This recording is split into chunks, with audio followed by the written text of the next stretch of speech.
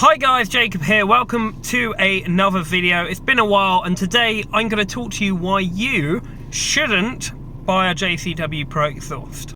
Now, if you were like me, you were looking at the JCW Pro exhaust because you wanted your car to sound better and nicer, but you also didn't want it to be too loud, and that's why you pay the money for the switch that turns it from a very loud Asbo exhaust to a nice, quiet, peaceful exhaust.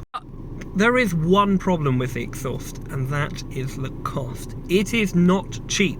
When I say it's not cheap, it's a lot of money. About £1,500 plus about £200 to £300 to install it, depending who you go with, which is a lot of money. When I say a lot of money, I mean it really is a lot of money. It's not cheap.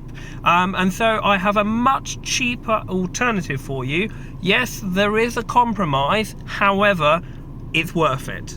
Trust me. So on a Mini John Cooper Works, you have the exhaust system works. It goes from the cat to the centre box to the rear box. Now, what I've done is, if you can see, there is a back box, but if you zoom in, there is no centre box. The centre box is gone.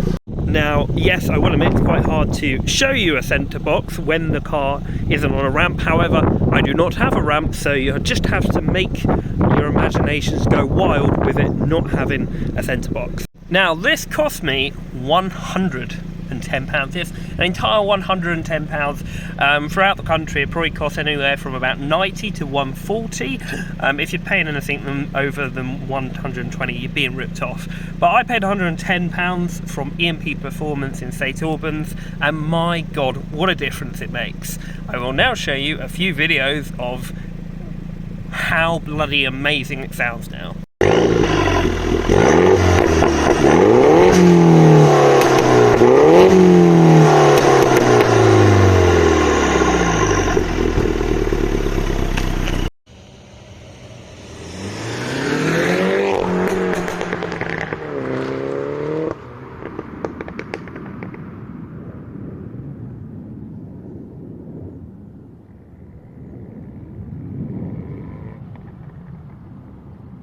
And the best part about it is it doesn't drone, it doesn't make a loud noise. If I'm on the motorway doing 70, 80 miles an hour, I can't really hear it. I can't hear it at all. Now, a droning exhaust is something that really, really bugs me, but it doesn't. It's fantastic. It's your best compromise. It's louder, but it's not too loud.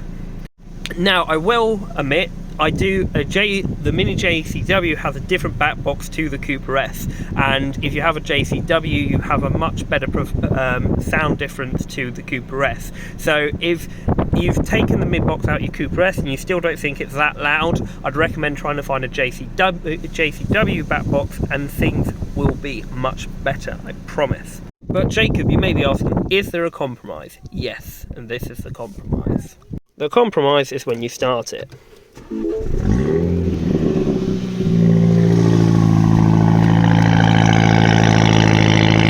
Cold start is not quiet. Now, it does quieten down after about 30 seconds, but if you have neighbours, this might get annoying. There you go. See, it quietens down. Now, you can apparently code the cold start out of the car so it doesn't annoy your neighbours, but this is the one compromise you have. But as you can hear, as soon as it quiets down, it's like a regular exhaust. It's got a bit of a rumble, but that is about it, and I just think it's the best compromise, really. Now, in the end, if you don't like it, you could probably get your mid-box put back on and then get a JCW Pro exhaust. However, honestly, I wouldn't bother. Now, if you've got a Cooper S, yes, you will also need to change the back box to make it sound as good as it does. However, even with a Cooper S back box, it sounds so much better for such a little compromise, and honestly, I would highly, highly recommend it. And that's all. Hopefully this is a nice short video. Hopefully it helps you making a purchase decision. Of course, if you have the money, go for it, but £1,500 is a lot of money for quite a lot of people, and for literally 10% of that, you can have a car sounding just as good. See ya.